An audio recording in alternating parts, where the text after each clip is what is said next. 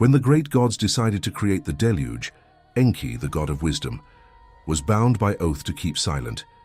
Yet in the darkness of night, he whispered to the reed wall, "Tell the house, tell the wall, man of Shurupak, son of Ubar-Tutu, tear down your house and build a boat, abandon possessions and seek life, despise property and keep alive living beings, bring up the seed of all living creatures into the boat, as it is written in the Epic of Gilgamesh, Tablet 11, preserved for over 4,000 years in the ancient libraries of Mesopotamia." What if this ancient text is not mythology, but a historical record of genocide? What if the flood that destroyed nearly all of humanity was not an act of divine justice, but a deliberate extermination ordered by beings we have misidentified as gods? What if there was a civilization before the flood, a civilization so advanced, so troubling to the Anunnaki rulers, that they decided complete annihilation was the only solution? The story you are about to hear appears in the oldest written records of humanity, the Sumerian tablets predating the Bible by over 1,000 years, the Akkadian myths that scholars have spent centuries translating, the fragmentary records recovered from ruins buried beneath the sands of Iraq.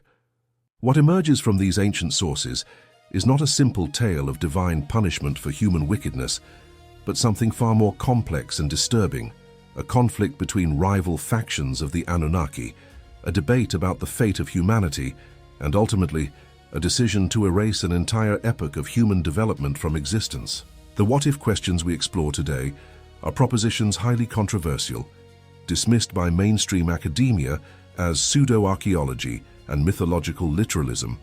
Yet the questions persist because the evidence, when examined without predetermined conclusions, reveals patterns that demand explanation. As Aristotle wisely observed, it is the mark of an educated mind to be able to entertain a thought without accepting it, and in that spirit, we invite you to journey with us through the forbidden history that mainstream narratives have buried as deeply as the flood itself buried the antediluvian world. The traditional story, as taught in schools and presented in documentaries, portrays the flood as a mythological metaphor. The Mesopotamian version found in the Epic of Gilgamesh is seen as the literary predecessor to the biblical account of Noah. Both are interpreted as allegories about divine judgment, human hubris, and the renewal of creation through catastrophic cleansing. Academic scholars note that flood myths appear in cultures worldwide, from the Hindu Matsya Purana to the Greek story of Deucalion, from the Mesoamerican legends to Aboriginal Australian Dreamtime narratives, and they explain this ubiquity as evidence of either common experience with local flooding events or universal human fears about water and destruction expressed through storytelling.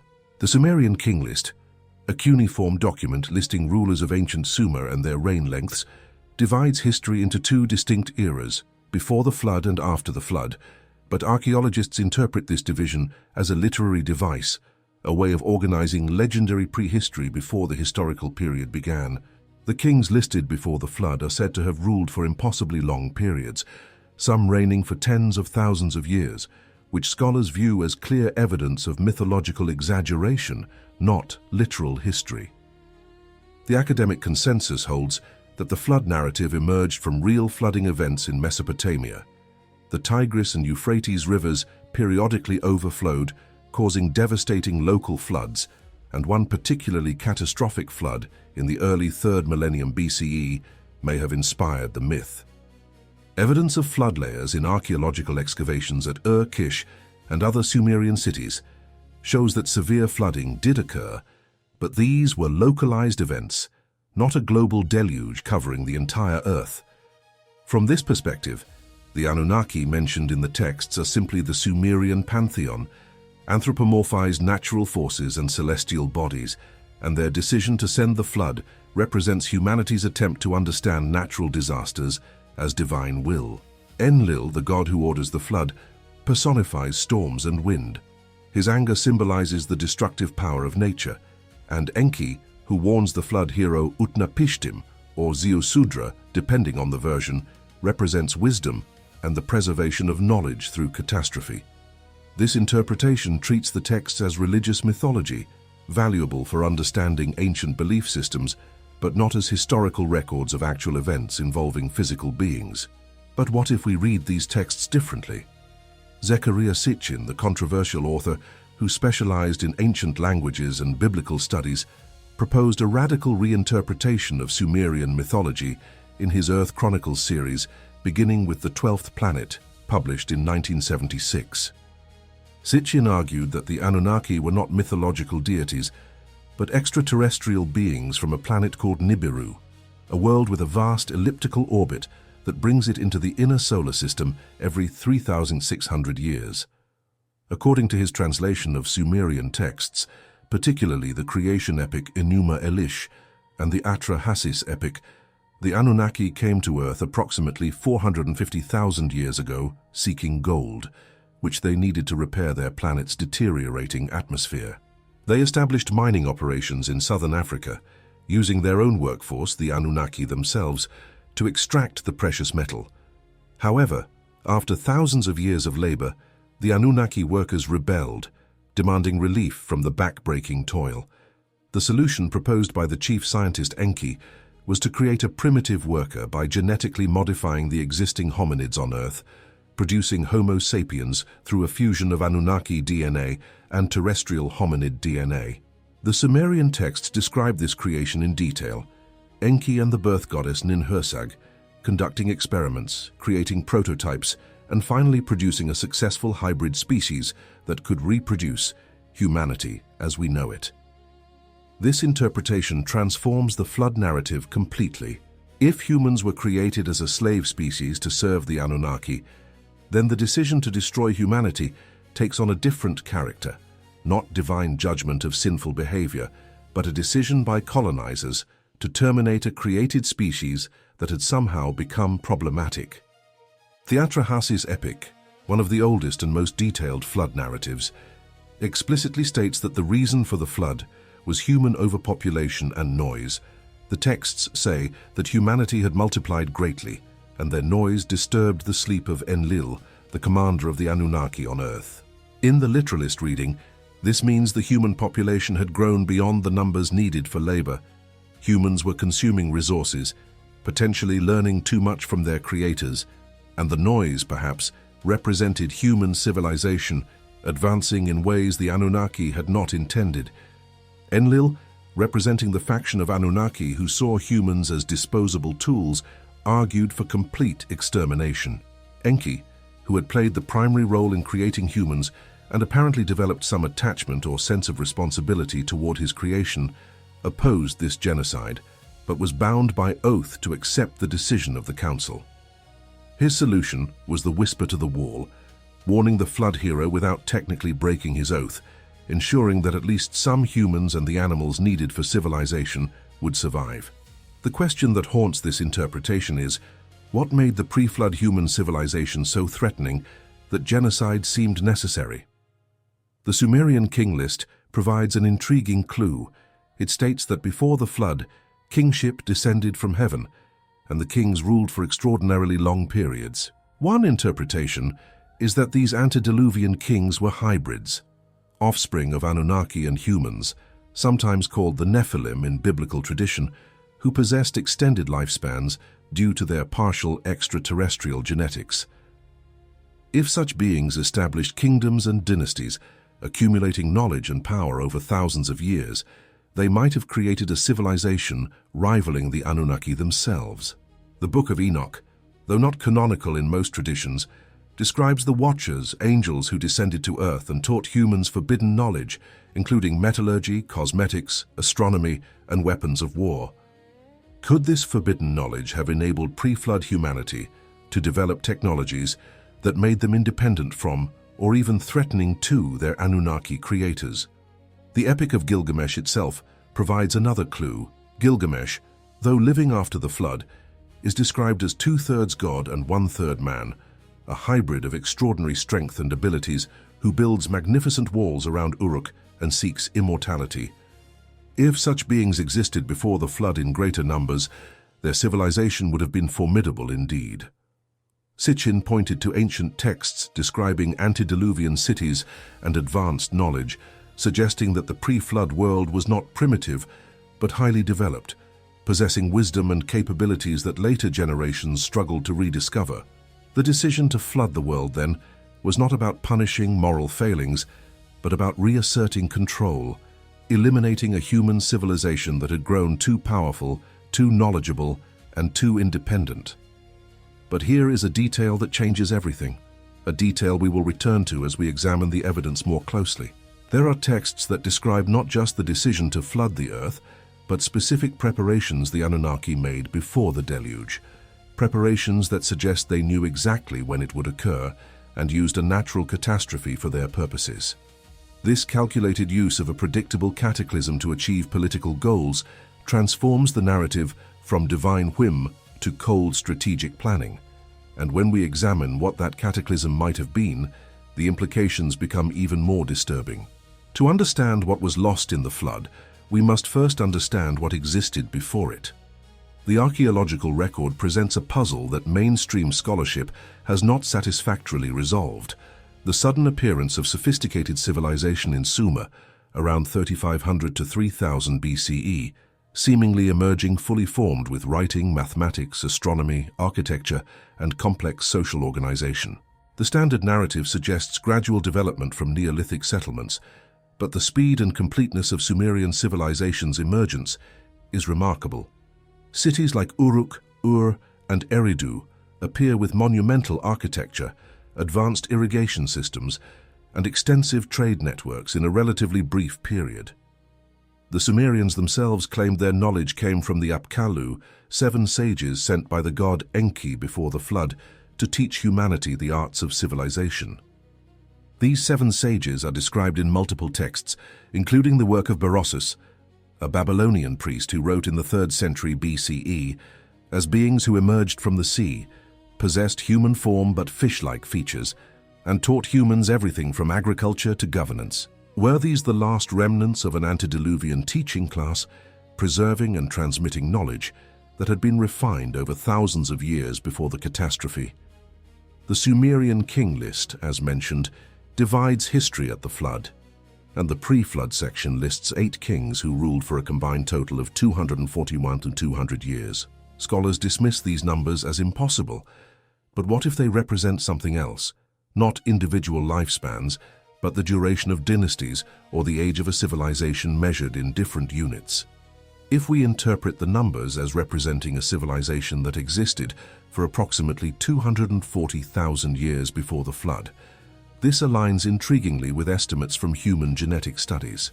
Mitochondrial DNA research tracing maternal lineages suggests that anatomically modern humans emerged in Africa approximately 200,000 years ago, and Y chromosome studies of paternal lineages provide similar dates. If humans were created or significantly modified through genetic intervention, roughly 200,000 to 300,000 years ago, as the alternative interpretation suggests, and if a civilization gradually developed over this vast time span, reaching its peak in the period immediately before the flood around 13,000 to 10,000 years ago, then the numbers in the Sumerian king list might encode actual chronological information in a compressed form.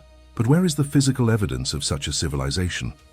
This is where alternative researchers point to anomalies in the archaeological record, structures and artifacts that seem too sophisticated for their supposed age, or conversely, too ancient for their level of sophistication. The Sphinx in Egypt has been the subject of intense debate after geologist Robert Schoch proposed in 1991 that water erosion patterns on the Sphinx enclosure suggest it is far older than the 4th dynasty date of 2500 BCE assigned by Egyptologists, potentially dating to 7000 to 5000 BCE or earlier, when the climate in Egypt was much wetter. If the Sphinx is indeed older, it would indicate that a civilization capable of monumental stone carving existed in Egypt thousands of years before the pharaohs, a civilization that might have been destroyed in the flood, and whose knowledge was later partially recovered and employed by the dynastic Egyptians.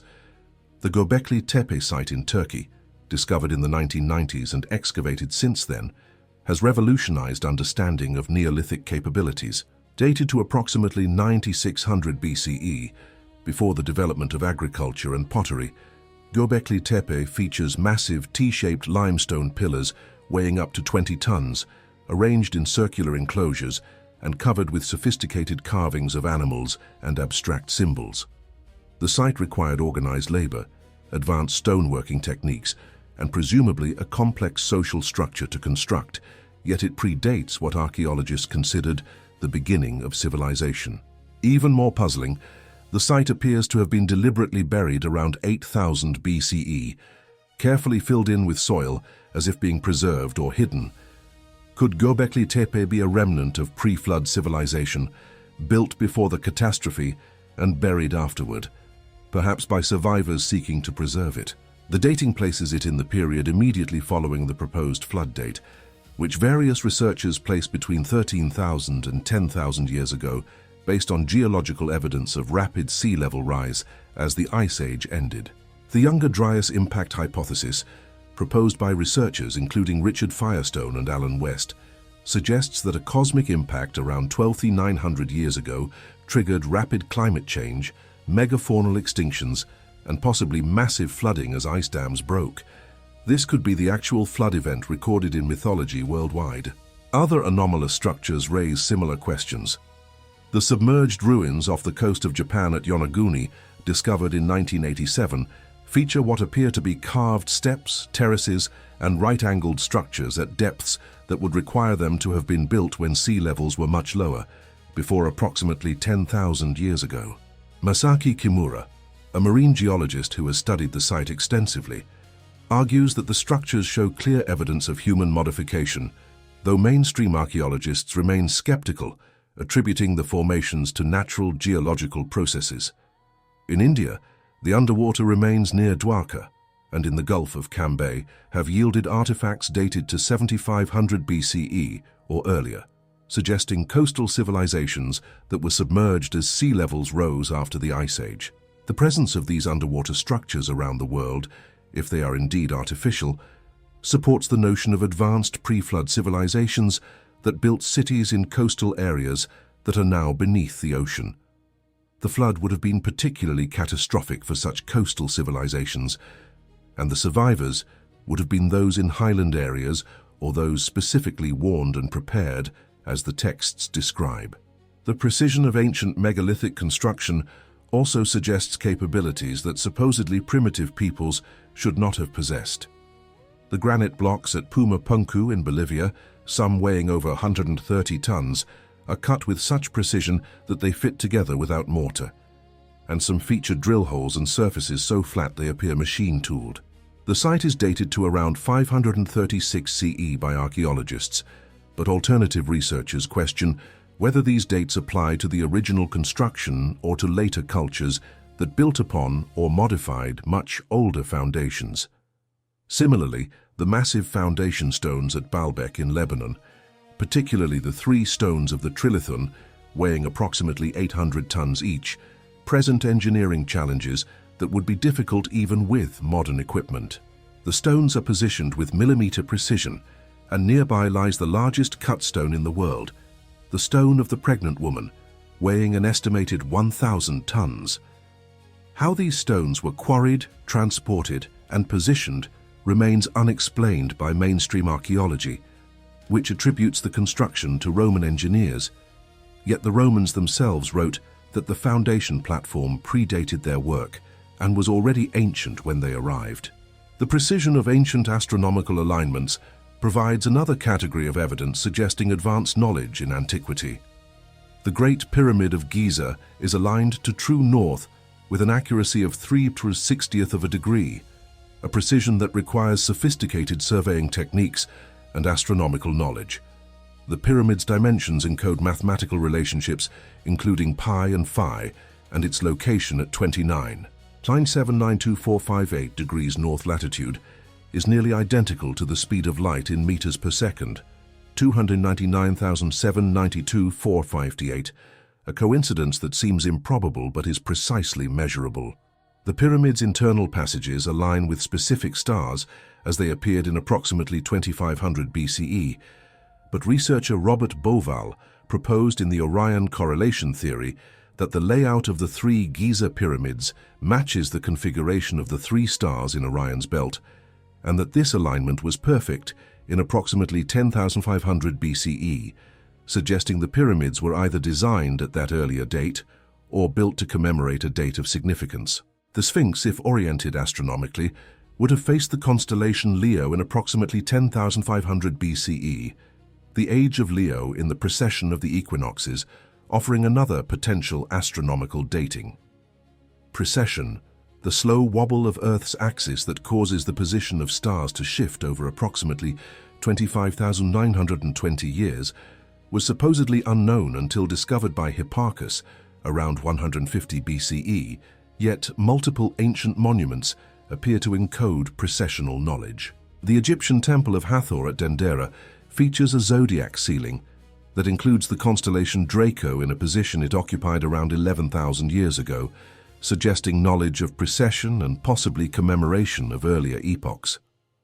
The Vedic texts of India describe the precession of the equinoxes and give specific astronomical configurations that allow dating of the texts, with some hymns describing star positions that match periods around 7,000 to 4,000 BCE or earlier. If ancient peoples possessed this level of astronomical sophistication, they were not primitive, but possessed sciences we assume were developed only in recent millennia. Let us turn now to the texts themselves, examining what they actually say about the pre-flood world and the decision to destroy it. The Sumerian creation myth, particularly in the Atrahasis epic, provides the most detailed account. The text, preserved in multiple copies and fragments, describes the situation before the flood in specific terms. After humans had been created and had multiplied, the text states, quote, 1,200 years had not yet passed when the land extended and the peoples multiplied. The land was bellowing like a bull. The god got disturbed with their uproar. Enlil heard their noise and addressed the great gods. The noise of mankind has become too intense for me. With their uproar I am deprived of sleep, end quote. This passage reveals that the issue was not moral corruption, but overpopulation and the noise of civilization. Enlil's solution was systematic. He first attempted to reduce the human population through plague, then drought, then famine. Each time Enki intervened to teach humans how to survive. Finally, Enlil decided on total annihilation through flood, and the Council of the Gods agreed. The text describes Enki's dilemma. Bound by oath not to reveal the plan to humans directly, he approaches the wall of a reed house where Atrahasis sleeps and speaks to the wall, saying, quote, reed house, wall, hear. O reed house, understand. O wall man of Shurupak, son of Ubatutu. Dismantle the house, build a boat, reject possessions, and keep alive living beings. The boat which you are to build, its dimensions must measure equal to each other. Its length must correspond to its breadth, end quote.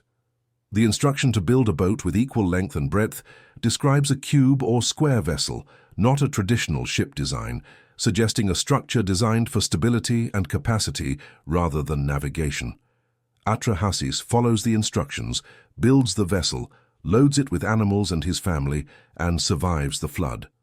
The description of the flood itself is vivid and terrifying. The text states, quote, the flood roared like a bull, the wind shrieked like an eagle, the darkness was dense, the sun could not be seen, end quote.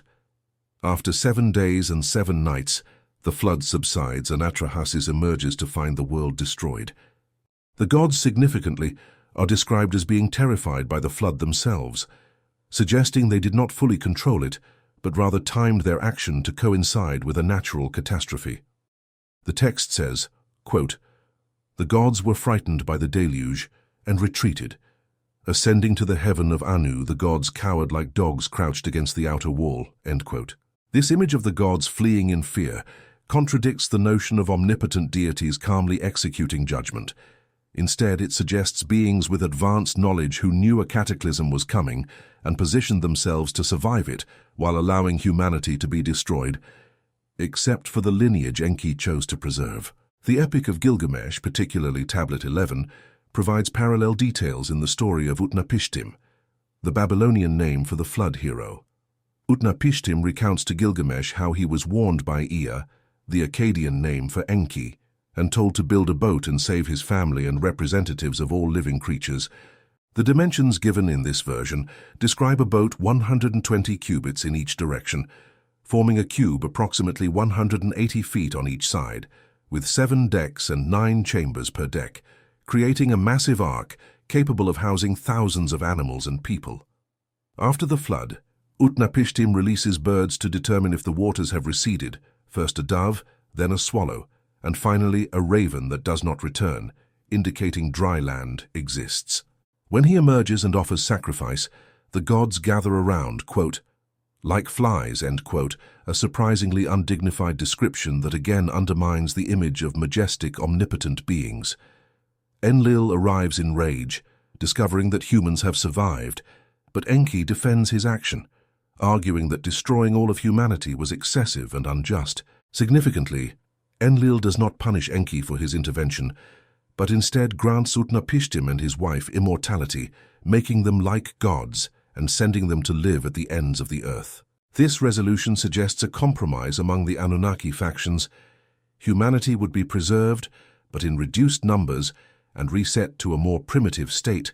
The knowledge and civilization that had made them threatening would be erased, and the exceptional individuals responsible for rebuilding would be removed from the general population to prevent them from rapidly recreating what had been lost. The flood thus accomplished the goal of reasserting Anunnaki control while maintaining the labor force they still needed, though in more manageable numbers and with significantly less independence. The biblical account in Genesis chapters 6 through 9 provides additional details that take on new meaning in this context. Genesis chapter 6 begins with a troubling passage, quote, "When human beings began to increase in number on the earth, and daughters were born to them, the sons of God saw that the daughters of humans were beautiful, and they married any of them they chose. Then the Lord said, 'My spirit will not contend with humans forever, for they are mortal. Their days will be 120 years. The Nephilim were on the earth in those days, and also afterward, when the sons of God went to the daughters of humans and had children by them, they were the heroes of old, men of renown,'" end quote. This passage describes interbreeding between the sons of God and human women, producing offspring called Nephilim, a term often translated as giants, but possibly meaning the fallen ones, or those who came down. If the sons of God were Anunnaki, and the Nephilim were hybrids possessing capabilities beyond normal humans, their existence would represent a blurring of the line between creators and created, a development that might have alarmed the Anunnaki leadership. The passage also mentions that human lifespan would be limited to 120 years, suggesting an intervention to prevent humans from living as long as before, perhaps through genetic modification or environmental changes. The reference to the Nephilim being heroes of old, men of renown, indicates they were not merely large but accomplished, builders of the antediluvian civilization that the flood would erase. Genesis 6 verse 5 then provides the justification for the flood. Quote, "The Lord saw how great the wickedness of the human race had become on the earth, and that every inclination of the thoughts of the human heart was only evil all the time." End quote. But what constituted this wickedness? If we read the text literally in the context of the alternative hypothesis, the evil was not moral in our sense, but rather rebellion, independence, and acquisition of forbidden knowledge, the same crime attributed to Adam and Eve in eating from the tree of knowledge. Humans were becoming too much like their creators, and this could not be tolerated. But there is a tablet that changes our understanding entirely, a text we must examine when we consider the mechanics of the flood itself. For now, let us note that the decision to flood the earth was debated among the Anunnaki. It was not unanimous, and Enki's opposition was significant enough that he found a way to circumvent the decision while technically obeying it. This internal conflict among the supposed gods reveals them to be factional, political, and capable of disagreement, qualities we associate with physical beings, not transcendent deities. The flood narratives exist not only in Mesopotamian and biblical traditions, but in cultures across the globe, and the similarities among these accounts are striking enough to demand explanation. In Hindu tradition, the Matsya Purana describes how Manu, the first man, was warned by Matsya, an avatar of Vishnu appearing as a fish, that a great flood would destroy the world. Manu built a boat and saved himself, 7 sages and seeds of all plants. After the flood, he recreated humanity. The fish warns Manu specifically about the timing. telling him to prepare the boat for when the waters rise, suggesting foreknowledge of the event. In Greek mythology, Zeus decided to destroy humanity with a flood because of their wickedness, but Prometheus warned his son Deucalion, who built an ark and survived with his wife Pyrrha. After 9 days the flood subsided, and they recreated humanity by throwing stones that transformed into people. The Chinese legend of Gun Yu describes a great flood that lasted for generations, requiring the work of heroes Gun and his son Yu to control the waters through massive earth-moving projects. The myth describes the flood as covering even the highest mountains and lasting for many years. Aztec mythology describes 4 previous worlds, each destroyed by a different catastrophe. The 4th world was destroyed by flood, with one couple surviving in a hollow log. These survivors were transformed into dogs when they disobeyed the gods after the flood, and the current world, the 5th, was then created. Mapuche traditions in South America describe Treng Treng Vilu and Kai Kai Vilu, 2 serpent spirits whose battle created a great flood. Survivors escaped by climbing the mountains that Treng Treng Vilu raised higher and higher as the waters rose. Aboriginal Australian traditions include numerous flood myths. The Gunwingu people describe a great flood caused by ancestral beings, while other groups describe the sea rising and covering the land, forcing ancestors to move inland. Maori tradition in New Zealand describes Tauhaki causing a flood to punish his brothers-in-law for mistreatment. The waters covered the land, and only those on mountain peaks survived. The global distribution of these flood myths has been explained in various ways. Mainstream scholars suggest independent origins, each culture experiencing local flooding and creating myths to explain it, or they propose psychological universalism, the flood representing universal human fears about water and destruction, or they point to the end of the Ice Age, when rising sea levels flooded coastal areas worldwide between 15,000 and 7,000 years ago, creating genuine cultural memories of lands being swallowed by the sea. But alternative researchers note the specific similarities that seem more than coincidental: the warning given to a specific individual, the construction of a boat or ark, the saving of animals and family, the sending out of birds to determine if waters have receded, the sacrifice offered after emerging, and the divine anger or decision that caused the flood, followed by divine regret or compromise. These narrative elements recur too consistently to be merely parallel invention, suggesting either a common source from which all flood myths derive or multiple accounts of a single actual event transmitted through different cultural lenses. If a global catastrophe did occur approximately 11,000 to 13,000 years ago, rapidly enough to destroy a worldwide civilization, but with some regional survivors, each surviving population would preserve its own account. Over millennia, these accounts would be adapted to local contexts and belief systems, but the core narrative would remain consistent: a great flood, advance warning to select individuals, survival through preparation, and the aftermath of a destroyed world.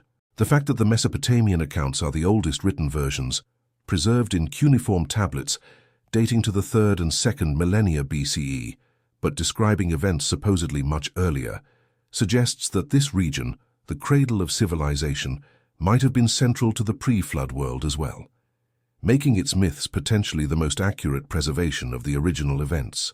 Geological evidence provides both support and complications for the flood hypothesis. There is no geological evidence for a global flood covering all land masses simultaneously in recent geological time. The rock layers and fossil distributions do not support such an event in human prehistory. However, evidence does exist for massive regional flooding and rapid sea level rise at the end of the Pleistocene epoch. The Black Sea Deluge hypothesis, proposed by marine geologists William Ryan and Walter Pittman, suggests that around 5600 BCE, the Mediterranean Sea breached a natural dam at the Bosporus Strait, flooding the Black Sea Basin, which had been a freshwater lake, with salt water. The flooding was catastrophic, raising the Black Sea level by hundreds of feet and inundating thousands of square miles of coastal settlements in a matter of months or years. Survivors would have fled, carrying with them memories of the catastrophe, possibly influencing both Mesopotamian and European flood myths. Underwater archaeology in the Black Sea has found evidence of ancient shorelines now submerged, supporting the hypothesis. Even more dramatic was the flooding that occurred as the Ice Age ended. Between approximately 15,000 and 7,000 years ago, global sea levels rose by approximately 400 feet as massive ice sheets melted. This rise was not gradual, but occurred in pulses, periods of rapid increase followed by relative stability. Meltwater Pulse 1A, around 14,600 years ago, saw sea levels rise by 50 to 80 feet in just a few centuries, inundating vast coastal plains. Meltwater Pulse 1B, around 11,500 years ago, coinciding with the Younger Dryas cold period ending, saw another rapid rise. These events would have been catastrophic for coastal civilizations, and since humans preferentially settled in coastal areas with access to marine resources, the flooding would have destroyed the most developed regions and forced survivors inland to less hospitable territories.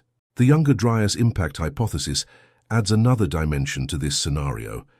Evidence compiled by researchers including Richard Firestone, Alan West, and James Kennett suggests that around 12,900 years ago, a cosmic impact event occurred, possibly fragments of a disintegrating comet striking the North American ice sheet. The impacts would have generated massive heat, instantly melting enormous quantities of ice and releasing huge volumes of meltwater into the oceans, raising sea levels rapidly. The impacts would also have ejected debris into the atmosphere, causing global cooling and triggering the Younger Dryas cold period that lasted about 200 years. Evidence cited includes a thin layer of sediment, dated to the Younger Dryas boundary, containing high concentrations of iridium, an element rare on Earth but common in asteroids and comets, nanodiamonds that form only under extreme pressure and temperature, magnetic microspherules indicating high-temperature melting, and widespread charcoal indicating continental-scale wildfires. The hypothesis remains controversial in mainstream geology, with critics questioning the dating and interpretation of the evidence, but if correct, it would provide a mechanism for a sudden catastrophic flood, not a divine act, but a natural disaster that advanced beings, perhaps monitoring Earth from orbit or through astronomical calculation, could have predicted and used for their purposes. If the Anunnaki knew a comet impact was imminent and would trigger catastrophic flooding, they could have withdrawn to safety, allowing the natural disaster to accomplish the genocide they had decided upon while presenting it to later generations as a deliberate act of divine judgment. This would explain the text's descriptions of gods, both causing the flood and being terrified by it. They triggered or allowed it to occur, but did not control its full extent, and even they were awed and frightened by the destruction. In South America, researchers have documented the extinction of numerous megafaunal species at the end of the Pleistocene, including giant ground sloths, saber-toothed cats, mastodons, and many others. The extinction event was sudden, with species that had survived for millions of years disappearing within a few thousand years or less. The standard explanation blames climate change and human overhunting, but the rapidity of the extinctions suggests a catastrophic trigger. In North America, evidence of mass mortality includes bone beds with thousands of animals of different species jumbled together, suggesting sudden overwhelming disaster rather than gradual environmental change. The Clovis culture, the earliest widespread culture in North America, dated to approximately 13,000 years ago, shows evidence of sophisticated stone tool technology and widespread distribution, then abruptly declines around the Younger Dryas boundary, possibly due to the climate changes and ecological devastation following the hypothesized impact event. If advanced human civilizations existed in the Americas before this catastrophe, the evidence would have been destroyed by the floods, climate change, and ecological collapse that followed. Survivors would have regressed to more primitive lifestyles as they adapted to drastically changed environments, and the knowledge of the previous civilization would have survived only in myths and legends, tales of a golden age before the flood destroyed the world. Now let us consider what specific knowledge might have been lost in the flood, knowledge so significant that its destruction was part of the Anunnaki's goal. The texts mention forbidden knowledge taught to humanity. The Book of Enoch, though apocryphal, provides extensive details about what the Watchers taught humans before the flood. Azazel taught men to make swords, knives, shields, and armor, and women to use cosmetics and jewelry. Semjaza taught enchantments and root cutting.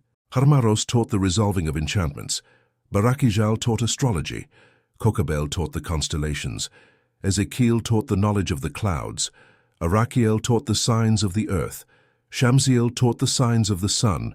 Sariel taught the course of the moon. These teachings represent astronomy, metallurgy, chemistry, warfare, and what we would call applied sciences. If pre-flood humanity possessed this knowledge and developed it over thousands of years, they would have achieved technological sophistication rivaling or exceeding ancient historical civilizations, possibly including capabilities we might consider advanced, even by modern standards. The text suggests that this knowledge was forbidden because it gave humans capabilities they were not meant to have: independence from their creators, the ability to wage war effectively, the knowledge to manipulate their environment, and even their biology through root cutting and enchantments, which might refer to medicine or genetic manipulation. The decision to flood the world would thus be a reset, destroying not just human population, but human knowledge, forcing survivors to start over from a more primitive state. The Sumerian king list's division of history at the flood suddenly makes sense in this context. Before the flood, civilization had reached a pinnacle, possibly over hundreds of thousands of years of gradual development, punctuated by periods of Anunnaki intervention and teaching. After the flood, civilization had to be rebuilt from fragments, with most of the accumulated knowledge lost. The Sumerian civilization's seemingly sudden appearance around 3500 BCE represents not the beginning of civilization, but its re-emergence, survivors and their descendants gradually recovering lost knowledge and rebuilding, which explains why Sumerian civilization appeared so sophisticated so quickly. It was not inventing civilization from scratch, but remembering and reconstructing it from preserved fragments and teachings. The Apkallu, those 7 sages sent before the flood, were either survivors of the antediluvian world or Anunnaki emissaries assigned to guide the reconstruction, while ensuring humanity did not again achieve the level of independence and power that had necessitated the flood in the first place. This interpretation suggests a cycle. Humans are created and taught. They develop independently. They become threatening. They are reduced through catastrophe. They are taught again, but more carefully. This cycle might have occurred multiple times over vast periods, with each iteration seeing humanity rise and fall. Modern science, interestingly, provides some support for the genetic manipulation hypothesis at the core of the alternative theory.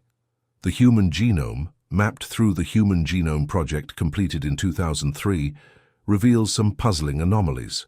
Humans have significantly fewer genes than expected, approximately 20,000 to 25,000 protein-coding genes, fewer than some much simpler organisms. This suggests either that human genes are extraordinarily efficient, coding for multiple proteins through alternative splicing and other mechanisms, or that the human genome was edited or streamlined, removing redundancies and optimizing for specific functions. Researchers have identified approximately 200 genes in the human genome that appear to have no predecessors in the evolutionary tree, genes that do not appear in any other organisms and seem to have appeared suddenly in human evolution. Francis Crick, who co-discovered the structure of DNA, proposed the theory of directed panspermia, suggesting that life on Earth might have been seeded intentionally by an advanced civilization elsewhere in the universe. While he did not specifically endorse the Anunnaki hypothesis, his willingness to consider intentional intervention in Earth's biological history from a Nobel Prize-winning scientist lends credibility to the concept that advanced beings could manipulate genetics. The fusion of human chromosome 2, unique among primates, resulted from the end-to-end fusion of 2 ancestral chromosomes approximately 900,000 years ago, according to standard dating. But the fusion appears recent in evolutionary terms and might represent a genetic modification to reduce chromosome number and compatibility with other hominids while preserving the genetic information. Exactly what you would expect if creating a new species through genetic engineering. The question of human origins, specifically the transition from archaic hominids to anatomically modern humans, occurs in the fossil record with surprising rapidity. Homo sapiens appears in Africa approximately 200,000 to 300,000 years ago, with the oldest fossils found in Jebel Irhoud in Morocco, dated to 315,000 years ago, and Omo Kibish in Ethiopia, dated to 233,000 years ago. These early Homo sapiens show anatomical modernity, including smaller brow ridges, higher foreheads, and more gracile skeletons compared to earlier hominids like Homo erectus or Neanderthals. The transition is relatively abrupt, without clear intermediate forms showing gradual evolution from Homo erectus to Homo sapiens. This has led to the recent African origin theory, suggesting that Homo sapiens evolved in Africa and then migrated outward, replacing other hominid species. But the alternative interpretation notes that if genetic modification occurred, perhaps multiple times or in multiple locations, the result would be a sudden appearance of a new species with distinctive characteristics. Anatomically, modern humans would appear in the fossil record without smooth evolutionary transition from ancestors because they were not evolved but created through modification of existing hominid stock. The fact that Homo sapiens interbred with Neanderthals and Denisovans, as proven by genetic analysis, showing that non-African modern humans carry 1 to 4% Neanderthal DNA, indicates compatibility and suggests these species were closely related, possibly all modified from common stock, or all part of the experimental process of creating an optimal worker species. The mitochondrial Eve and Y-chromosomal Adam concepts provide another intriguing parallel to the creation myths. Mitochondrial Eve, the matrilineal most recent common ancestor of all living humans, traced through mitochondrial DNA, which is inherited only from mothers, is dated to approximately 150,000 to 200,000 years ago. Y-chromosomal Adam, the patrilineal most recent common ancestor, traced through the Y chromosome inherited only from fathers, is dated to approximately 200,000 to 300,000 years ago. These dates are much more recent than the age of the human species, if we include all hominids, suggesting a bottleneck or founding event where the genetic diversity of modern humans traces back to a relatively small founding population living in Africa around 200,000 years ago. The alternative interpretation suggests this represents the creation event, the moment when Enki and Ninhursag successfully created a breeding population of genetically modified humans. The descendants of these founders spread and became the dominant human form, carrying the modifications that made them capable of language, abstract thought, and the other capabilities that distinguish Homo sapiens. The fact that genetic studies consistently point to Africa as the origin location aligns with Sitchin's interpretation of the Sumerian texts, which describe the Abzu, Enki's domain in Africa, as the location of the genetic laboratories where humans were created. Southern Africa, with its ancient gold mines, becomes the cradle of humanity, not through natural evolution alone, but through intelligent design using evolution as the mechanism. As we examine the technical capabilities that would have been required to accomplish such genetic manipulation, we must ask, could beings 200,000 to 400,000 years ago have possessed such knowledge?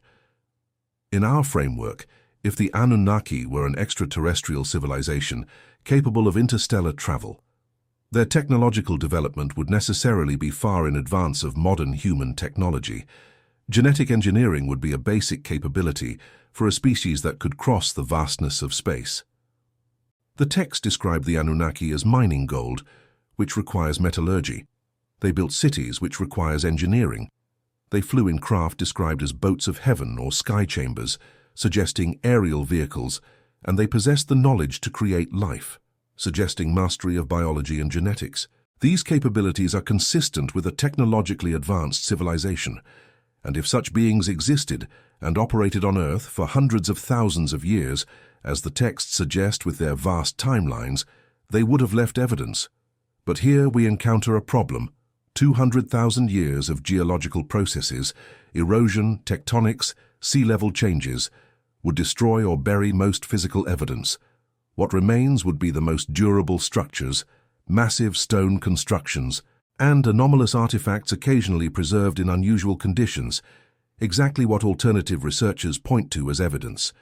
The mainstream argument that absence of evidence proves the theory false fails to account for the expected deterioration over such vast timescales. Modern civilizations' buildings, if abandoned, would be unrecognizable rubble within 10,000 years due to weathering, vegetation, and geological processes, so expecting clear evidence of structures 200 years old is unreasonable. What we should expect is exactly what we find: enigmatic megaliths that resist weathering, occasional technological artifacts in anomalous geological contexts, and consistent mythological traditions describing the events. Let us return to the flood itself and the mechanism by which it might have been accomplished. The tablet I mentioned earlier, the one that changes our understanding of the Anunnaki's planning, is the Enuma Elish, particularly the sections describing the creation of the cosmos. This text, often interpreted as purely mythological, describes Marduk, the Babylonian god who became supreme deity, creating the heavens and earth from the body of Tiamat, a chaos dragon. Zecharia Sitchin's controversial interpretation reads this text as astronomy, not mythology. He proposes that Tiamat was not a goddess, but a planet, a world that once existed between Mars and Jupiter in the location of the asteroid belt. According to his interpretation, Nibiru, the planet of the Anunnaki, entered the solar system on its long elliptical orbit and collided with Tiamat in the distant past. The collision split Tiamat, creating Earth from one half and the asteroid belt from the debris of the other half. The impact also brought Nibiru into its current elongated orbit and established the configuration of the solar system as we know it. This interpretation is rejected by astronomers and planetary scientists who see no evidence for such an event and consider the physics implausible, but if we entertain the hypothesis for the sake of argument, it provides the key to understanding the flood. If Nibiru exists and has a 3,600-year orbit, its periodic return to the inner solar system would have gravitational effects on Earth, potentially triggering earthquakes, volcanic activity, and disruption of ice sheets. The Anunnaki, possessing advanced astronomical knowledge and detailed records of Nibiru's orbit over millennia, would know precisely when it would return and what effects it would have. If they knew that Nibiru's passage around 13,000 years ago would trigger catastrophic melting and flooding, they could have timed their decision to exterminate humanity to coincide with this natural event. They would not need to cause the flood directly, merely withdraw to safety and allow the predicted catastrophe to occur, eliminating humanity while maintaining deniability and preserving their reputation as gods among the survivors who would rebuild afterward. The problem with this hypothesis is astronomical. There is no evidence for a planet-sized body with a 3,600-year orbit entering the inner solar system. Such a body would perturb the orbits of the known planets in ways we can measure, and no such perturbations exist in the historical record. However, alternative researchers note that the historical astronomical record only extends back a few thousand years with precision, and that gravitational effects of a massive body might be absorbed within the complex multi-body dynamics of the solar system over long periods, and that ancient astronomers in Babylon and other civilizations tracked celestial bodies we have not identified, bodies they called Marduk or Nibiru in their astronomical texts. Whether these references describe a planet, a comet, or something else remains debated. The alternative hypothesis does not require acceptance of the Nibiru planet theory.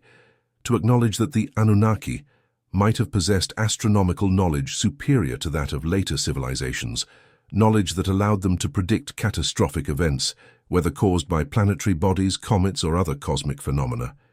The Younger Dryas impact hypothesis mentioned earlier provides a more scientifically acceptable mechanism.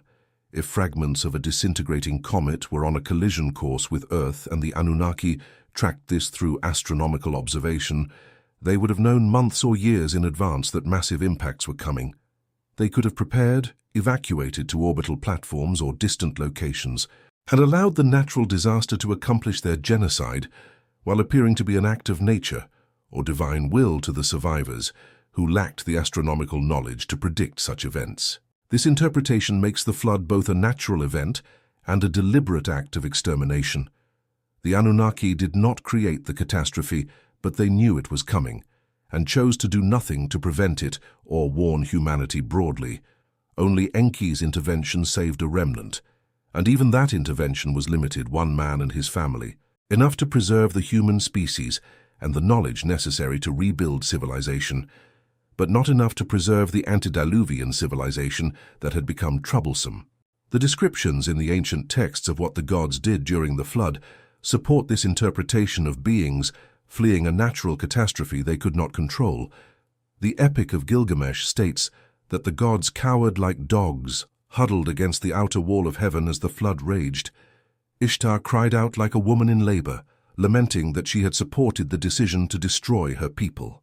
The text says, quote, 6 days and 7 nights the wind and flood raged. On the 7th day the tempest subsided, the sea grew calm, the flood was stilled, end quote. If the gods were truly omnipotent creators of the flood, why would they cower in fear and lament?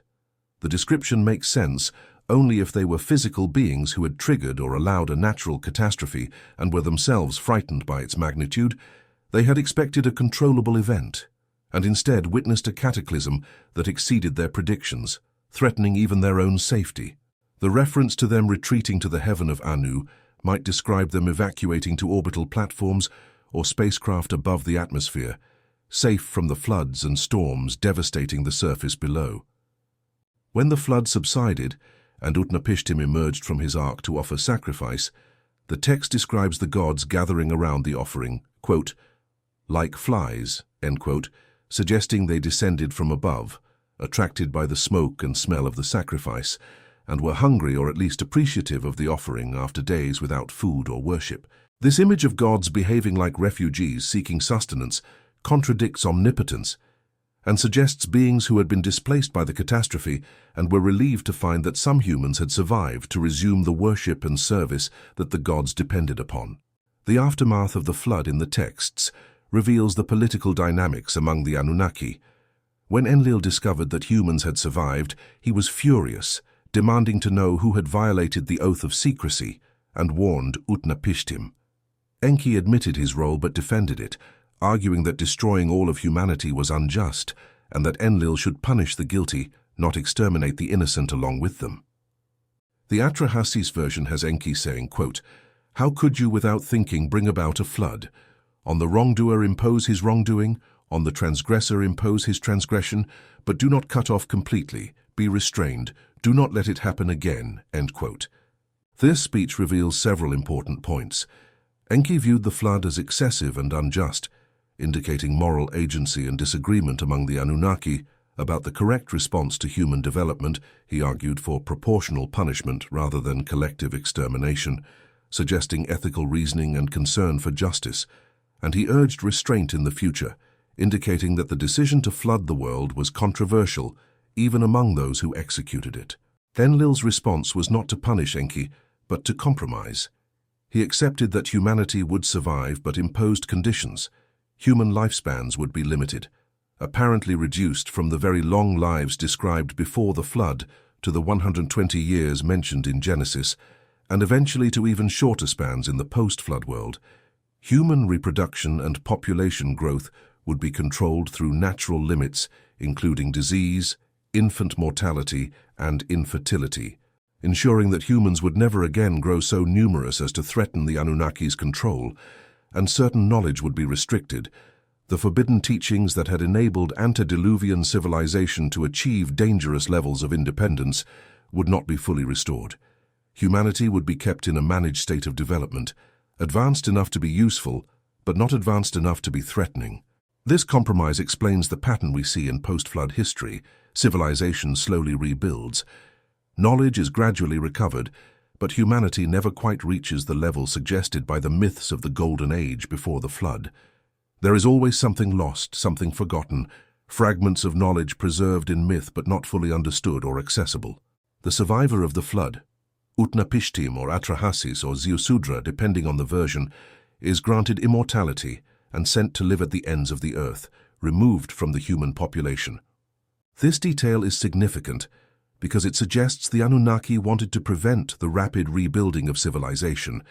If the flood survivor, who possessed pre-flood knowledge and had been warned by Enki, remained among humans, he could teach them everything that had been lost, enabling rapid restoration of the antediluvian civilization.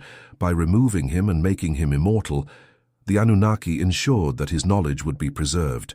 He could be consulted if needed, as Gilgamesh consulted him centuries later, but he would not be actively teaching and organizing the human population in ways that might recreate the conditions that had led to the decision to flood the world in the first place. His immortality also serves as a reward and a prison. He cannot die and rejoin the natural human cycle. He must live forever in isolation, a living repository of forbidden history, available for consultation but unable to directly intervene in human affairs. When Gilgamesh seeks him out to learn the secret of immortality, Utnapishtim tells him the story of the flood, and then reveals that immortality was granted as a unique exception that will not be repeated. The gods have closed that door, humanity will remain mortal. Gilgamesh can gain extended life through the plant of rejuvenation, but ultimately must accept death as the human condition. This reinforces the post-flood order. Humans are mortal, limited and controlled. The exceptional beings of the antediluvian age, hybrids like the Nephilim who lived for thousands of years and possessed godlike capabilities, are gone, destroyed in the flood or removed from the population afterward. The question that haunts this narrative is, what was the antediluvian civilization actually like? If it existed and developed over tens or hundreds of thousands of years, reaching a peak before being destroyed 13,000 to 11,000 years ago, what did it achieve? The texts provide fragmentary glimpses, but not detailed descriptions. They focus on the relationship between gods and humans, the breeding of hybrids, the teaching of forbidden knowledge, and the decision to destroy it all. But they do not systematically describe the cities, technologies, and accomplishments of that lost world. We must infer from hints and from the anomalous evidence scattered across the globe. The Book of Enoch describes 7 things the Watchers taught humans before the flood: metallurgy, cosmetics, enchantments, astrology, the constellations, the clouds, and the earth. These teachings suggest a civilization with metalworking capability, astronomy advanced enough to map the constellations and track celestial movements, meteorology to understand weather patterns, and earth sciences, including perhaps mining, agriculture, and construction techniques. If these sciences were developed over thousands of years, the antediluvian world might have achieved bronze or even iron metallurgy, astronomical observatories to track the precession of the equinoxes and predict eclipses, sophisticated agriculture with selective breeding of plants and animals, and monumental architecture, including the megaliths that puzzle us today. Structures we attribute to later civilizations, but which might actually be remnants or reconstructions of antediluvian originals. The reference to enchantments and root cutting might describe medicine, including the use of psychoactive plants, genetic manipulation through selective breeding, or more advanced techniques if the Anunnaki shared their knowledge of genetics, or chemical knowledge including metallurgy, dyes, preservatives, and perhaps more advanced chemistry. The knowledge of the clouds might refer to weather prediction, or even weather manipulation, if antediluvian science achieved understanding of atmospheric dynamics, and the signs of the Earth might describe geology, seismology, or navigation using terrestrial features and magnetic fields. If we imagine a civilization possessing these capabilities and developing them over vast time periods, we might envision a world of city-states connected by trade networks, each city built around temples or palaces where Anunnaki or Nephilim rulers lived and governed. The cities would be constructed using megalithic techniques, massive stone blocks precisely fitted to create earthquake-resistant foundations, with lighter construction above that has since eroded away, explaining why we find only the stone foundations and platforms at sites like Baalbek or Pumapunku. The population would be stratified, pure humans forming the laboring class, hybrids of various degrees of Anunnaki ancestry forming a middle class of administrators, priests and craftsmen, and pure or nearly pure Anunnaki at the top as kings and gods. This stratification would explain the ancient obsession with bloodlines and divine kingship. The idea that rulers possess divine ancestry, legitimizing their authority, derives from an actual historical reality where kings were literally descended from the gods. Trade networks would span continents, explaining the similarities in megalithic construction techniques found in Egypt, South America, and Asia. Knowledge and craftsmen moved along these trade routes, sharing techniques and possibly serving the same Anunnaki masters who ruled different regions. Astronomical observatories would track the movements of planets, stars, and the precession of the equinoxes. Encoding this knowledge in monuments aligned to celestial events, the purpose might have been religious, scientific, or practical, perhaps predicting the return of Nibiru or other cosmic events that affected the Anunnaki, or calculating optimal times for agriculture, navigation, and other activities. Metallurgy would provide tools and weapons, copper and bronze implements for agriculture and construction, gold for decoration, and perhaps technological purposes the Anunnaki required, and possibly iron if the technology advanced that far before the flood, though iron artifacts would not survive tens of thousands of years of oxidation, leaving no trace for archaeologists to find. Writing systems might have existed, but again clay tablets would dissolve over such timescales unless preserved in ideal conditions like the dry caves where some ancient texts have been found. And any writing on organic materials like papyrus or leather would long since have decayed. The absence of writing from the antediluvian period does not prove it did not exist, only that it has not survived. The decision to destroy this civilization must have resulted from specific developments that the Anunnaki leadership found intolerable.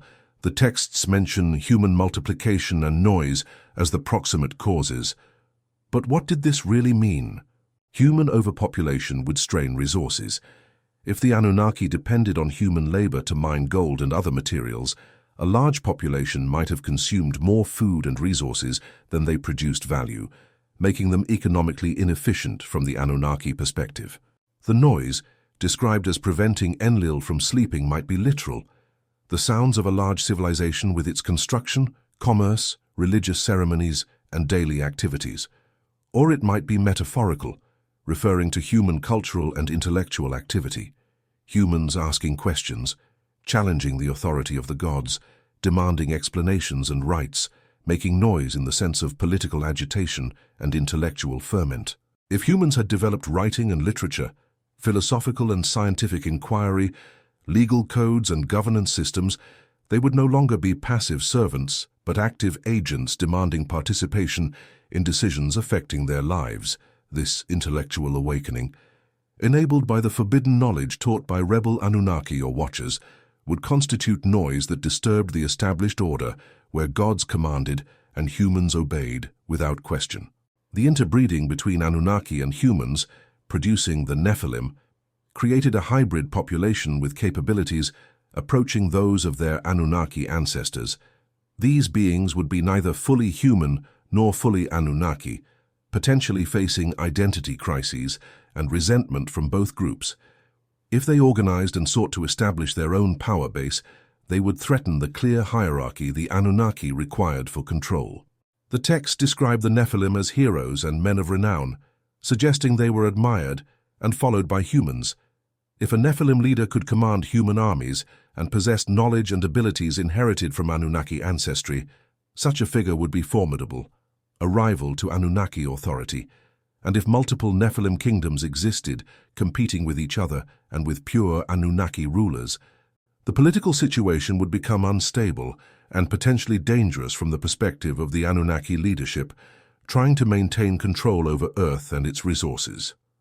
Enki's opposition to the flood might have stemmed from multiple motivations. As the chief scientist who had created humans and presumably took pride in his creation, seeing it destroyed would be personally offensive, like an artist watching his masterwork burned. Beyond personal attachment, Enki might have calculated that destroying humanity was strategically foolish if the Anunnaki still needed labor and resources from Earth. Eliminating the workforce would create immediate practical problems. Starting over with a small population of survivors would require centuries or millennia to rebuild the numbers and capabilities needed, during which the Anunnaki would have to perform manual labor themselves or go without the resources they required. Enki's faction might also have included Anunnaki, who had intermarried with humans and fathered Nephilim children. These individuals would not want to see their own offspring destroyed, and would oppose the flood for personal and familial reasons, creating a political division within the Anunnaki, between those who saw humans as disposable tools represented by Enlil, and those who saw humans as partners, servants, or even family, represented by Enki. The compromise after the flood, allowing humanity to survive but in controlled numbers and with limited lifespans and knowledge, represented a political settlement between these factions. Neither side got everything it wanted, but both could accept the outcome. Humanity would continue to serve the Anunnaki, but would be kept in check through biological and educational limitations, preventing them from again becoming threatening. This political reading of the texts transforms the flood from a simple morality tale into a complex story of colonial management, factional politics, and the ethics of creating and controlling sentient beings, questions that remain relevant today as we ourselves approach the capability to genetically engineer organisms and potentially even humans. What responsibilities do creators have toward their creations? And when does a creation gain the right to autonomy and self-determination? These are not ancient theological questions, but current ethical dilemmas, and the Anunnaki narrative, if based on actual events, provides a cautionary tale about the consequences of treating created beings as property without rights. As with Enki's knowledge sharing, this channel seeks to share investigations that challenge official narratives and encourage independent thinking. If exploring these alternative perspectives resonates with you, if you value having access to ideas and information that mainstream sources ignore or dismiss, consider subscribing to support this work.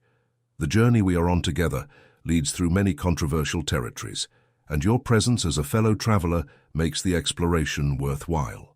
Returning to our investigation, we must examine the specific evidence that researchers cite as possible remnants of antediluvian civilization, recognizing that after 13,000 years of geological processes, erosion, sea level rise, and tectonic activity, we should not expect to find pristine artifacts and cities. Instead, we look for anomalies, structures, and objects that do not fit comfortably within the standard historical timeline, and ask whether they might represent survivals from the pre-flood world. The Great Pyramid of Giza stands as the most famous and puzzling of these anomalies, officially dated to the 4th dynasty reign of Pharaoh Khufu around 2560 BCE. Based on historical texts and archaeological context, the pyramid supposedly served as Khufu's tomb, though no mummy or burial goods have ever been found in it, and the construction supposedly took 20 years using copper tools and wooden sledges to move to. 3 million limestone blocks averaging 2.5 tons each, with some granite blocks in the king's chamber, weighing up to 80 tons. The mathematics of this construction are daunting. To complete the pyramid in 20 years would require placing one block every 2 to 3 minutes, working 24 hours a day, 7 days a week for 2 decades. This seems implausible even with large labor forces, and the precision of the construction compounds the mystery. The base of the pyramid is level to within 1 centimeters across a 230-meter span. The sides are aligned to the cardinal directions with an accuracy of 3/60th of a degree, and the blocks fit together so precisely that a knife blade cannot be inserted between many of them. How was this precision achieved using the tools attributed to the Old Kingdom Egyptians? Mainstream Egyptology points to archaeological evidence of copper tools, worker barracks, and sledge tracks as proof that the standard explanation is correct, but alternative researchers note that none of these conventional tools have been proven capable of achieving the precision observed. Experiments attempting to cut and shape granite using copper tools and sand abrasives have produced rough surfaces, not the smooth, precise surfaces found in the pyramid's granite chambers, and moving 80-ton granite blocks up ramps to heights of over 40 meters requires ramp angles and structural strengths that push the limits of wood and earth construction. The alternative hypothesis suggests that the Great Pyramid is far older than the 4th dynasty, possibly dating to the antediluvian period or built immediately after the flood using antediluvian knowledge. The Egyptians of the 4th dynasty did not build it, but rather discovered it, cleared it of sand and debris and claimed it as their own. Khufu's cartouche, found in a relieving chamber above the king's chamber, might be graffiti or a later attribution rather than original construction marks, and the pyramid's purpose might not have been a tomb, but something else entirely, an astronomical observatory, a mathematical and geometric monument encoding scientific knowledge. or even a technological device whose function we do not understand. The Sphinx presents an even stronger case for pre-dynastic origin. The weathering patterns on the Sphinx enclosure, the pit from which the Sphinx was carved, show deep vertical erosion channels characteristic of water erosion, not wind erosion, geologist Robert Schoch, who examined the site in 1990 and 1991, concluded that the erosion required hundreds or thousands of years of heavy rainfall, conditions that existed in Egypt during the African humid period, ending around 3000 BCE, but not during the Old Kingdom, when the climate was already arid, similar to today.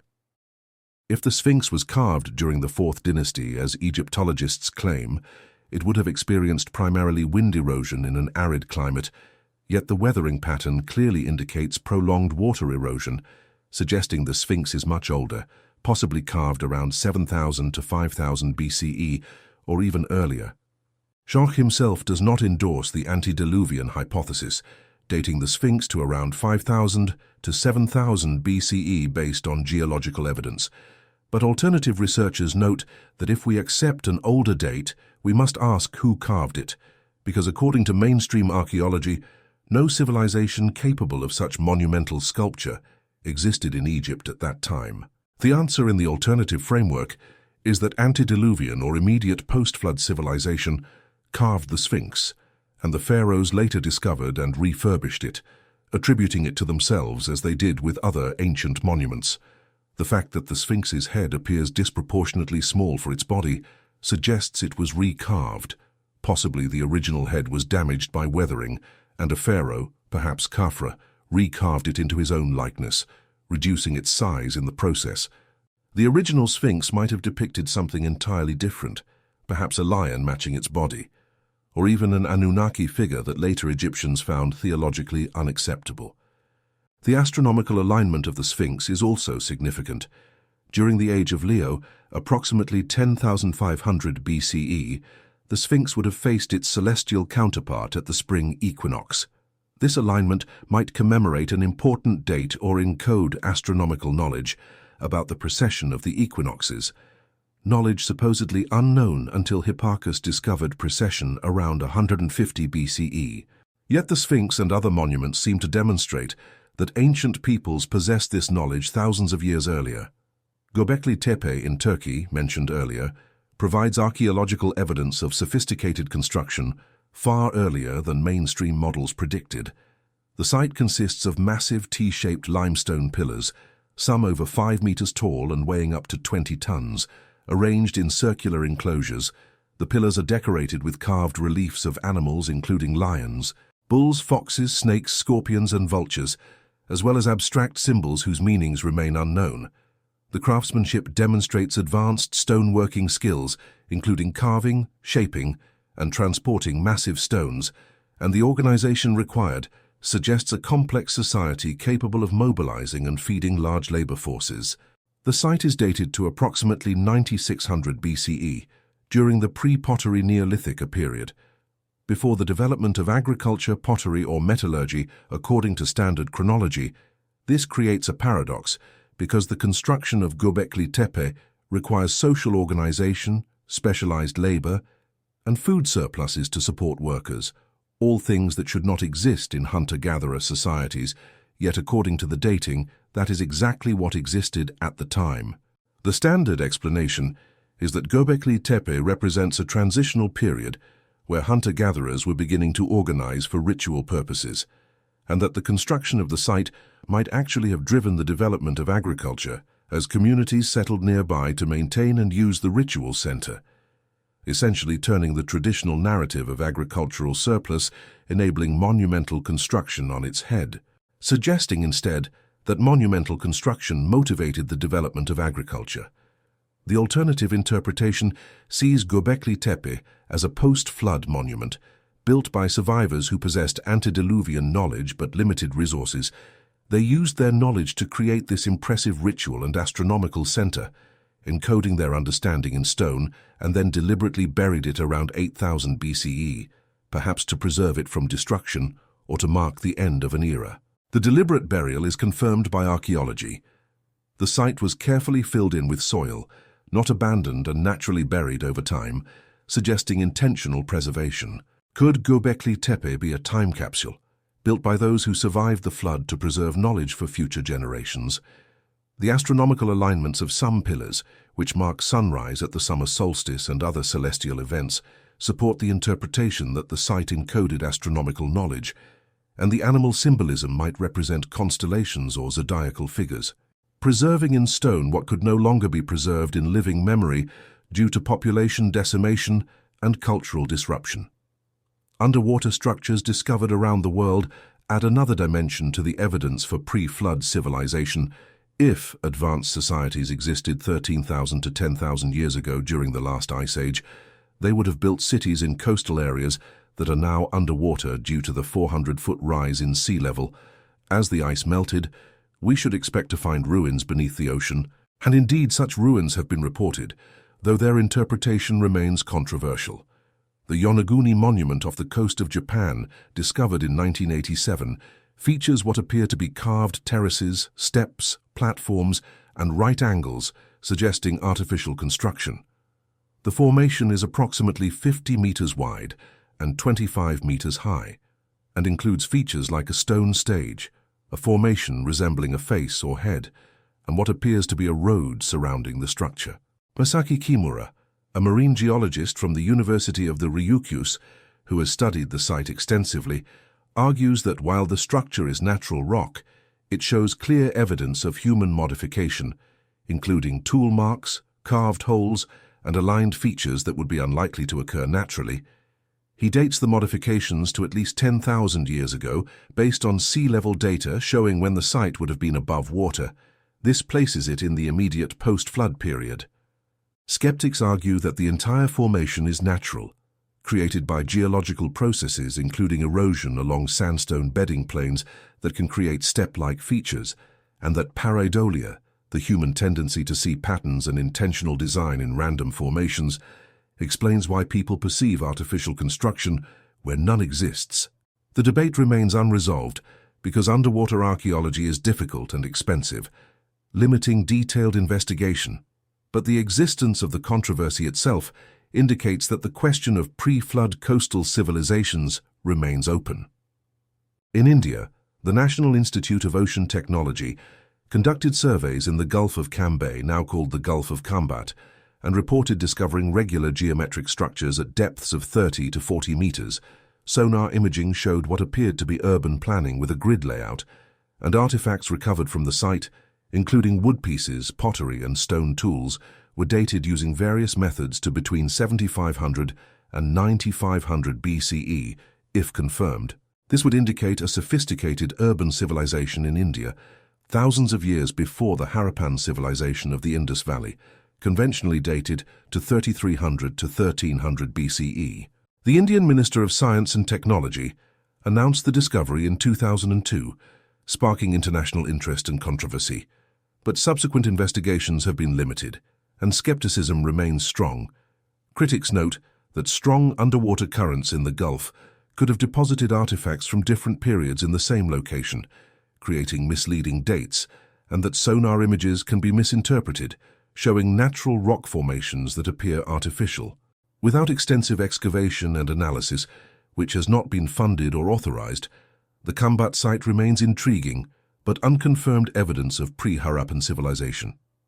Similarly, underwater structures near Dwarka, on India's west coast, associated by some with the legendary city of Krishna, described in the Mahabharata, show what appear to be walls, foundations, and architectural features at depths requiring construction before 7000 BCE based on sea level rise data.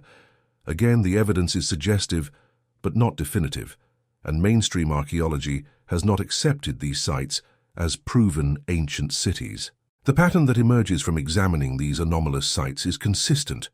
Worldwide distribution of sophisticated stone structures and possibly submerged cities, dating ambiguity with some evidence suggesting ages far older than mainstream chronology accepts, technological capabilities including stone cutting, transport and placement that strain the limits of attributed ancient technologies, and astronomical alignments encoding knowledge of precession, solstices, and celestial cycles.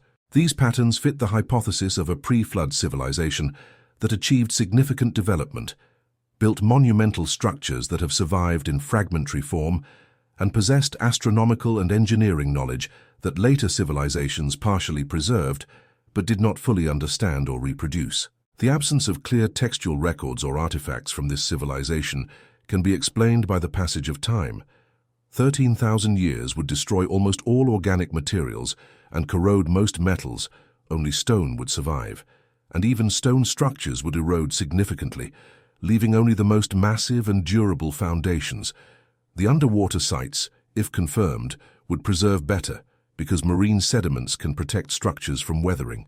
But underwater archaeology remains in its infancy, lacking the resources to systematically survey the world's continental shelves where pre-flood cities would be located.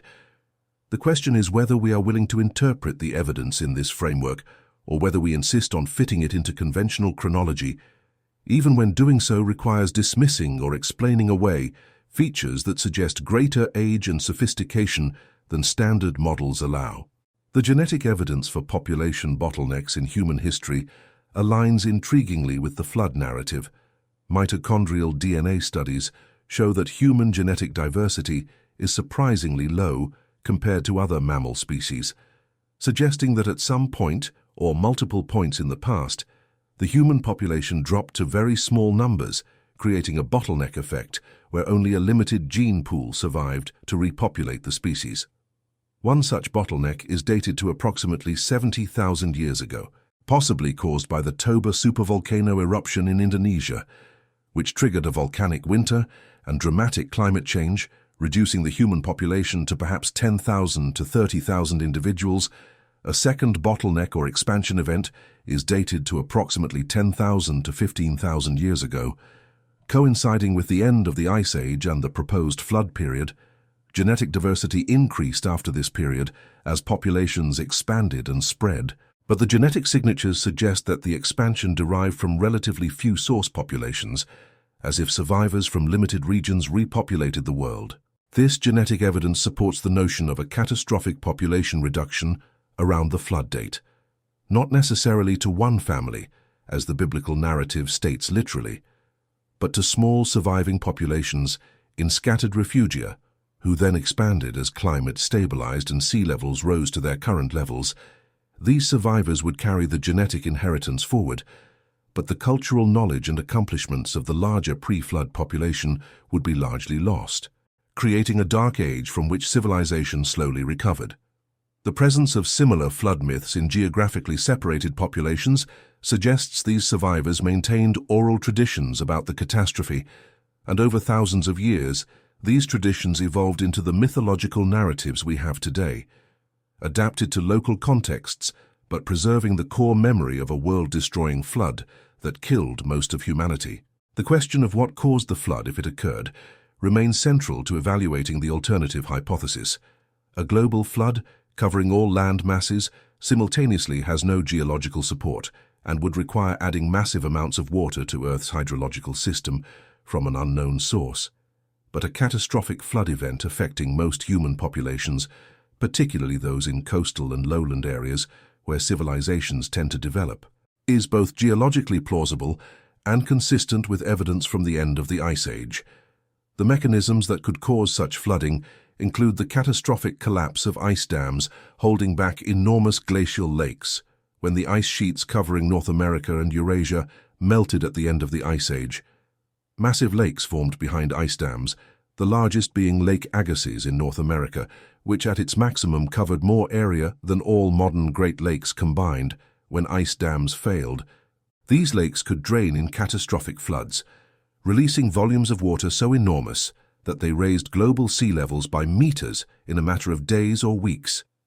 Geological evidence of such megafloods exists in the scablands of Washington state, where the Missoula floods carved dramatic landscape features, and similar megafloods occurred elsewhere as ice dams failed worldwide.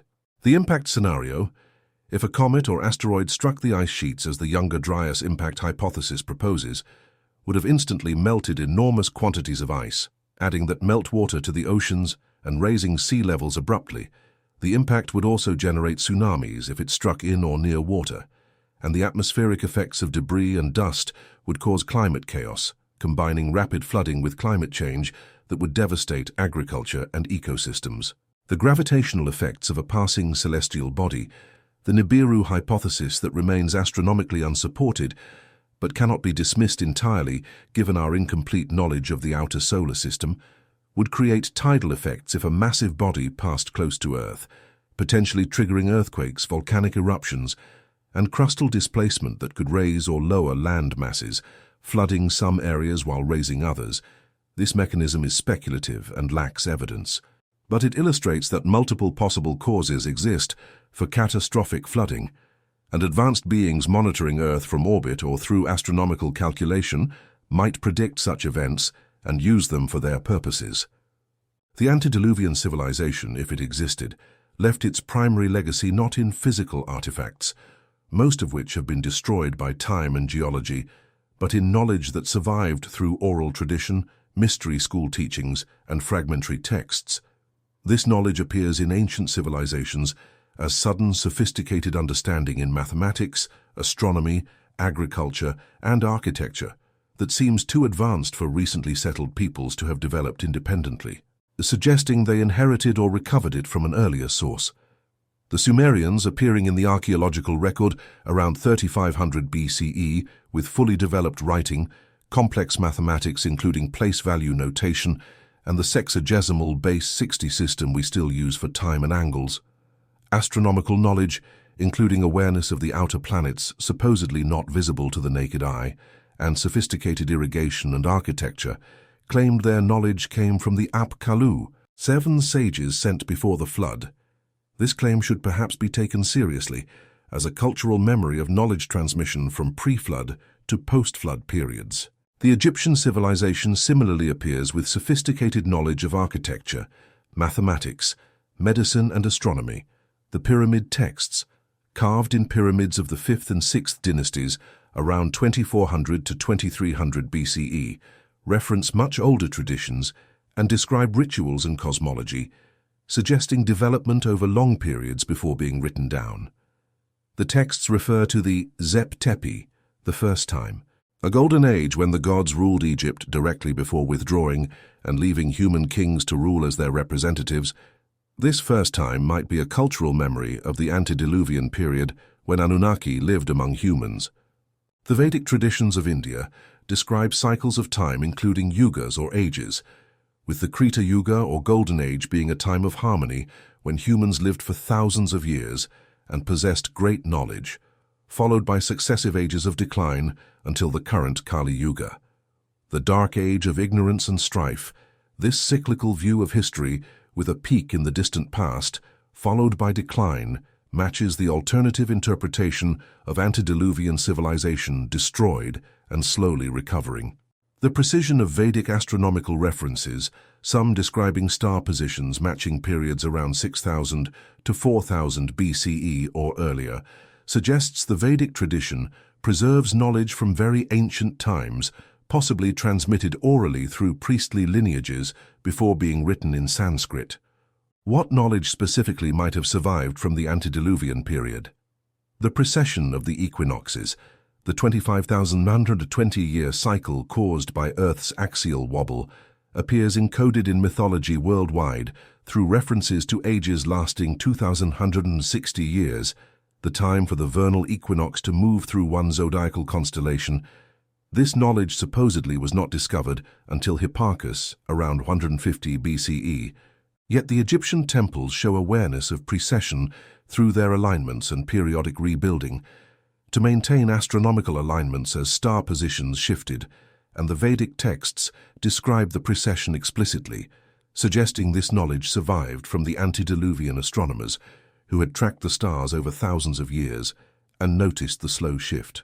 The mathematical constants P and Phi appear in ancient architecture, with precision suggesting theoretical understanding, not just empirical approximation. The Great Pyramid encodes pi in the ratio of its height to its base perimeter, and the golden ratio phi appears in the proportions of the king's chamber and other features. These mathematical relationships might be coincidental, but the consistency of their appearance and the precision of their implementation suggests intentional design based on mathematical knowledge. The knowledge of Earth's dimensions appears in ancient measurements. The Egyptian royal cubit is almost exactly 1/10,000,000th of the polar radius of Earth, suggesting the cubit was defined based on geodetic measurement of the planet, and various ancient monuments show dimensions and locations that encode Earth's size and shape with remarkable precision, implying surveying and geographical knowledge far beyond what should have been available to ancient peoples using primitive tools. The construction techniques visible in megalithic sites, including the precise cutting and fitting of massive stones, the transport of multi-ton blocks over long distances, and the alignment of structures to astronomical events, represent transmitted knowledge.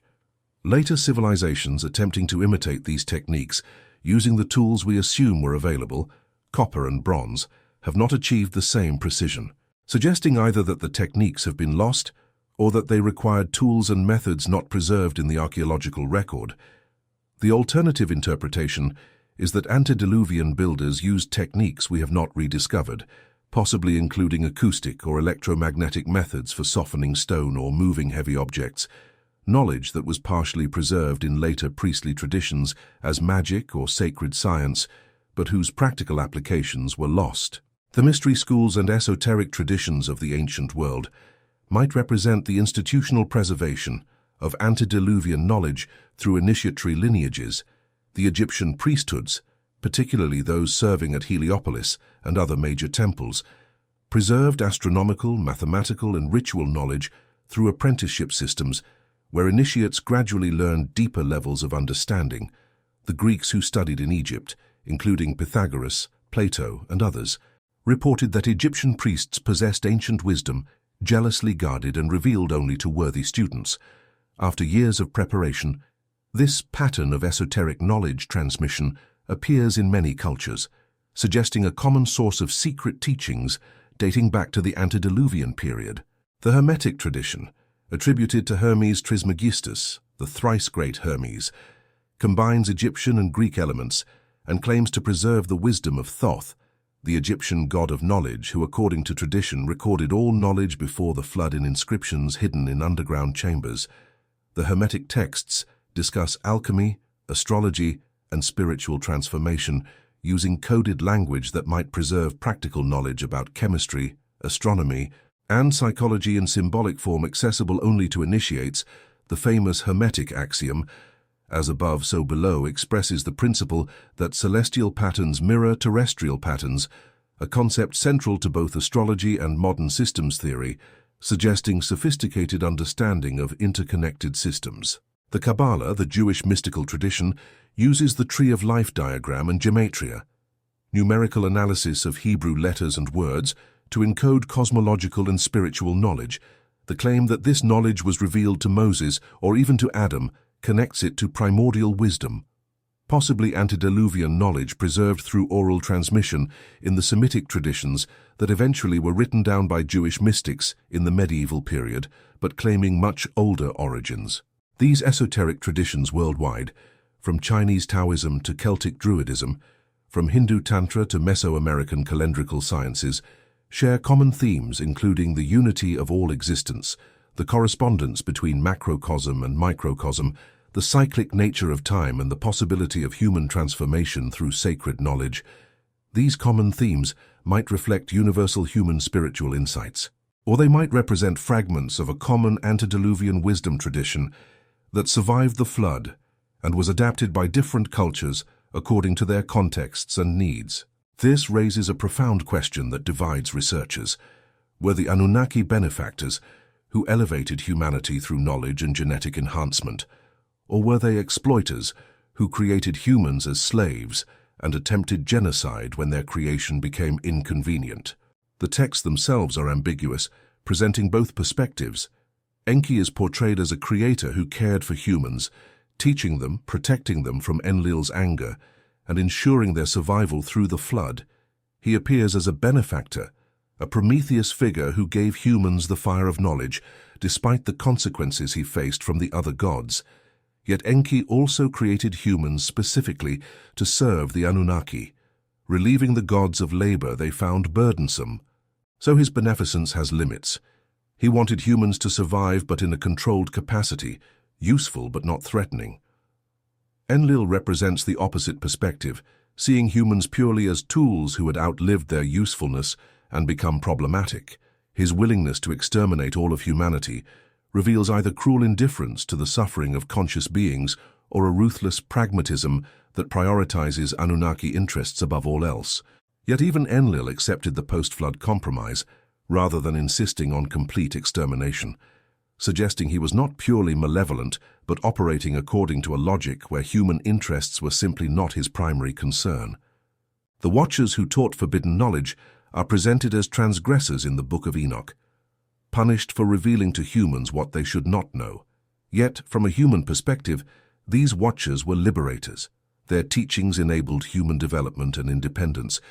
The fact that this independence threatened the established order does not make it wrong, unless we accept that created beings have no right to autonomy and must forever serve their creators, a position that most modern ethical frameworks would reject.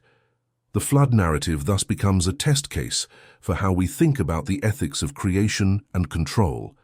If the Anunnaki genuinely existed and created humanity through genetic engineering, do they have the right to destroy their creation when it evolves beyond their intentions?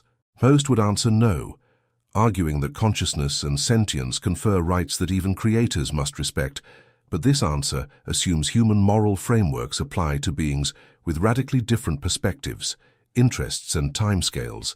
The Anunnaki, if they exist, might operate according to ethical systems we cannot comprehend or would find abhorrent, just as we make decisions about animal populations, culling or managing species based on human interests. With little concern for the animal's preferences, the Anunnaki might view humans similarly as a created species to be managed according to Anunnaki needs. This chilling possibility forces us to confront uncomfortable questions about the nature of consciousness, rights, and moral agency. What perspective do academic scholars bring to these alternative interpretations? The mainstream archaeological and historical consensus rejects the Anunnaki hypothesis entirely, viewing it as pseudo-archaeology that misinterprets ancient texts, misunderstands archaeological evidence, and promotes conspiracy theories appealing to those who distrust academic expertise. Scholars argue that Sitchin's translations of Sumerian texts were incorrect. He was not a professional Sumerologist, and his interpretations contradict those of actual experts in cuneiform languages. His reading of Nibiru as a planet rather than an epithet for Marduk, his interpretation of the Anunnaki as extraterrestrials rather than mythological deities, and his dating of events to hundreds of thousands of years ago rather than thousands, all represent misreadings not supported by the textual evidence when properly analyzed. Sumerologist Michael Heiser has written extensively critiquing Sitchin's work, documenting specific translation errors and demonstrating that Sitchin's interpretations require ignoring grammatical structures and substituting meanings not supported by lexicons or parallel texts. Heiser argues that ancient Mesopotamian religion is comprehensible within its own cultural context as mythology and theology, expressing how ancient peoples understood divine human relationships, cosmic order, and natural phenomena without requiring literal interpretations involving space travel and genetic engineering. The archaeological evidence cited by alternative researchers is similarly dismissed. Mainstream archaeologists note that the precision of ancient construction, while impressive, is achievable using the tools and techniques available to ancient peoples as demonstrated by experimental archaeology. The astronomical alignments of monuments are explained as the result of careful observation and surveying, using simple tools like plumb bobs, sighting staffs, and water levels, combined with patience and cultural investment in accuracy. The underwater structures like Yonaguni are explained as natural geological formations, and even if some human modification occurred, they could date to historical periods when sea levels were only slightly lower, not requiring antediluvian origin.